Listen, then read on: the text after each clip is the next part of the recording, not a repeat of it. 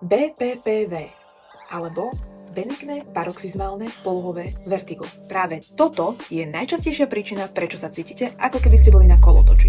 A teraz sa podržte, lebo vám idem vysvetliť, ako BPPV vzniká. Najskôr vám však musím povedať, že naše vnútorné ucho neslúži len na vnímanie zvuku.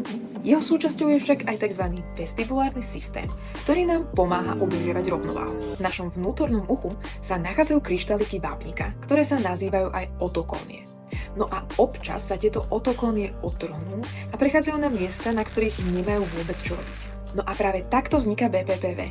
Naše ucho tieto otokónie zaregistruje a posiela do mozgu signály, ktoré spôsobujú problémy s rovnováhou. No ešte väčšou zaujímavosťou je, ako sa BPPV diagnostikuje a lieči. Tu prichádza na scénu tzv. Dix-Hallpike manéver. Najskôr si sadnete, lekár vám otočí hlavu o 45 stupňov a následne vás prudko hodí o posteľ. Jemne vás dá do polohy ležmo, no chápete. V tomto momente lekár sleduje, či nemáte tzv. Nystagmus, prudké pohyby očí. Ak áno, znamená to, že máte BPPV a môže rovno prejsť z diagnostiky do terapie a to je Epley manéver. Otočíte hlavu do druhej strany, láhnete si na bok, následne vás lekár uloží do sediacej polohy. A je to. V tomto momente sa vám kryštáliky v uchu vrátili na miesto a teda už nemáte pocit točenia hlavy.